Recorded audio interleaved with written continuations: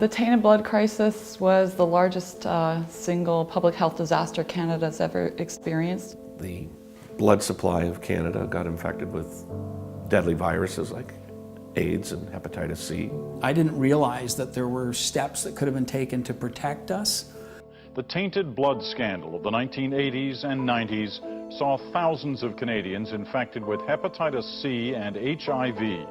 Devastating, for many it was deadly. Canadians have contracted AIDS not from high-risk activities, but from tainted blood or blood products. There was a bureaucratic mindset that it couldn't happen in Canada because we only collected from volunteer blood donors in Canada. After a 5-year investigation, the RCMP has laid criminal charges. But in the reality was, we were collecting from all around the world at the most riskiest places to collect plasma from to use for blood medications for Canadians. The charges against the Red Cross Society relate to an alleged failure to properly screen blood donors. Turned out to be we collected from prisons, skid rows. Not one of my friends who has hemophilia survived. Tonight, new evidence to suggest that some of their deaths could have been prevented. A lot of those people shouldn't be dead. What happened was a government and institutional failure to protect the public. Profit took precedent over safety. I didn't realize that they were paying for blood donations. When you pay people to give blood, it tends to attract higher risk donors.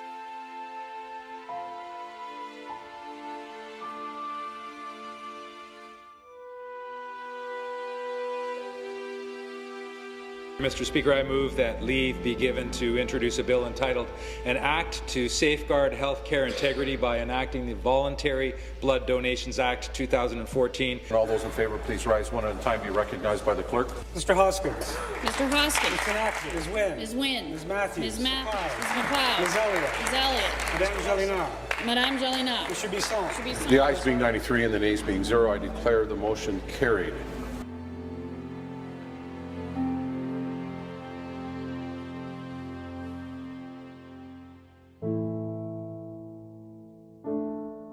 Our federal government is on the verge of licensing clinics that would pay people for their blood. We've spent billions of dollars to make the new blood system safe, and almost in a blink of an eye, we're putting people at risk again. And that's just unacceptable after all these people have gotten sick and died.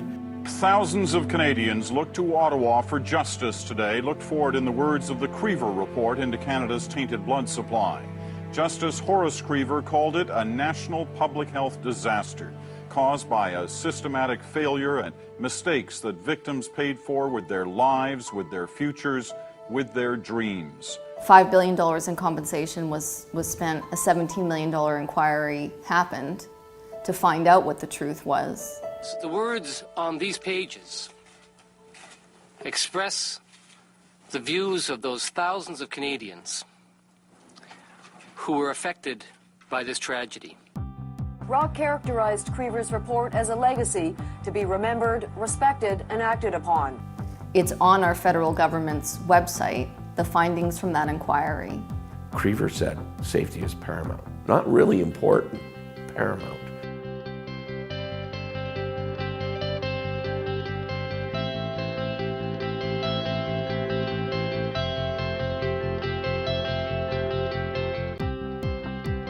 We donate our blood.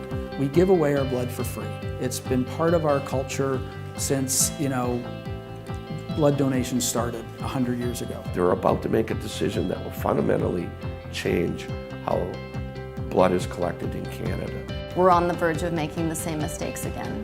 The public has a right to view this as a mass murder. Because of the use of tainted blood products, these Canadians have been forced to endure a life of pain and suffering.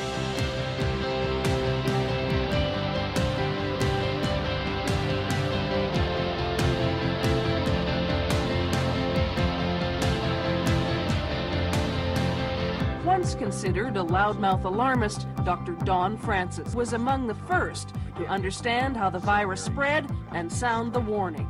possibility of transmission via blood or blood products needs to be rapidly investigated.